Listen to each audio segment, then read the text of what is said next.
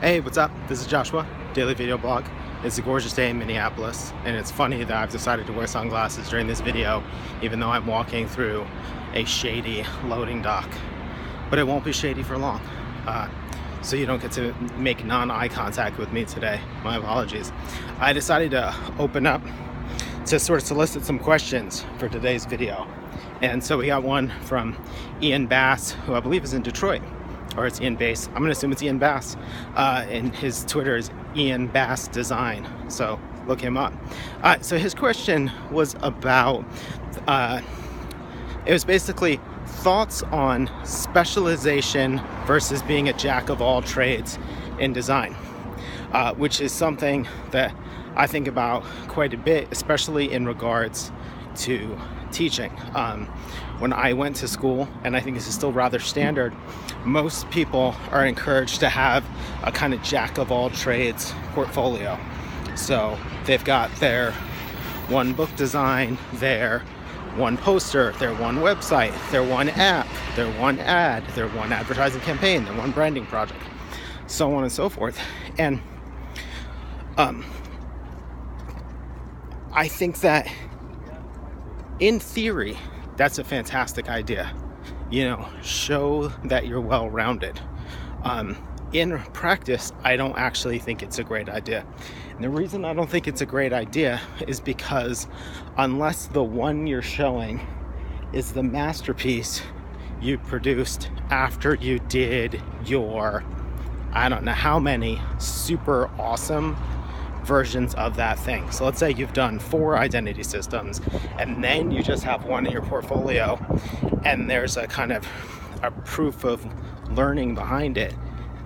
Chances are you have one okay to great identity system and you have no breadth or depth of experience in that particular medium or format, however you want to refer to it.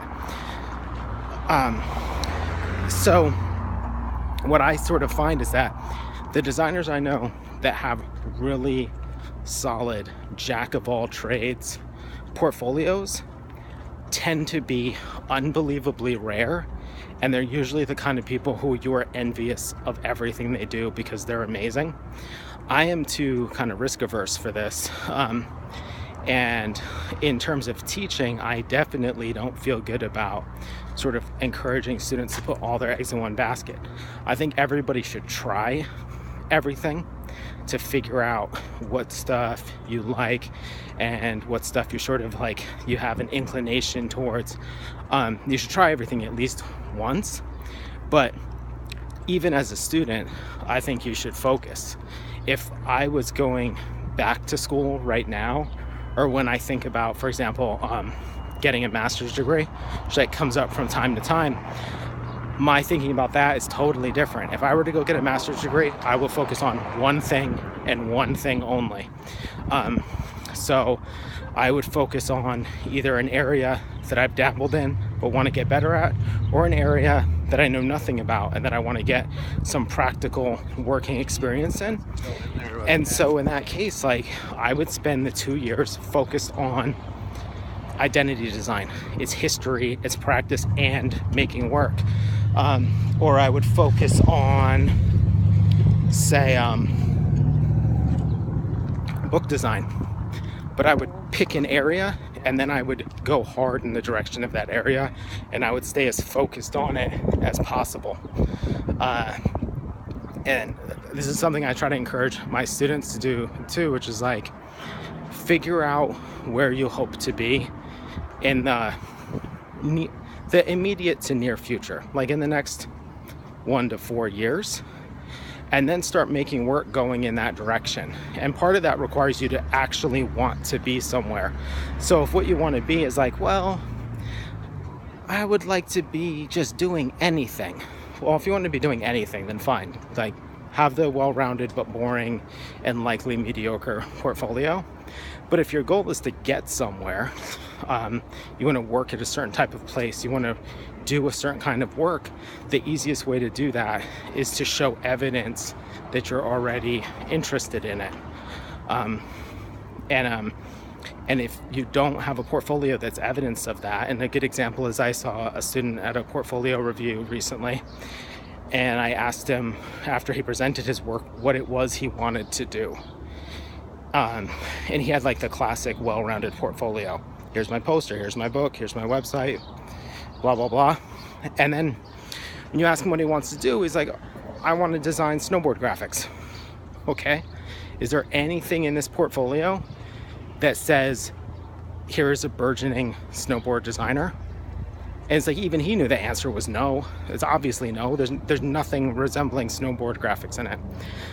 So then, like, what do? You have to start doing work that points in that direction, whether it be actually making snowboards or starting to put more effort into pattern, kind of visual storytelling through graphics, or sorry, someone texted me and I'm distracted by it, or illustration. So getting into that, if you start doing that, and then when you show the portfolio to someone, especially someone who can actually give you what you want, right? If you're showing it to an art director at Burton, who can immediately start to imagine how you plug into their machine, you can do a lot better. And I think that holds true for anything. And the last thing I would point out is people will immediately throw out a bunch of rebuttals to this, of very famous designers who are very well-rounded. And the thing that you're going to find almost guaranteed is they either have a style that they apply across the board, or they have an approach that they can execute on regardless of what they're doing. So a great example is the way that someone like Stefan Sagmeister seems to work. He's got an approach he applies across the board. Tibor Kalman, super famous jack of all trades. Again, an approach, a sense of humor. But if you actually look at who tends to get really well known or famous within design, it's almost never about an across the board thing. It's almost always people get known for doing a type of work, and they get a name within that field, and that leads to other opportunities. So if you think about Peter Saville, Irma Boom, David Carson, Paula Scher starting out as a record sleeve designer, all that stuff starts out as like one person doing one type of work, getting known as a master at it, and then moving into another field. All right, that's my video today. Thanks for watching.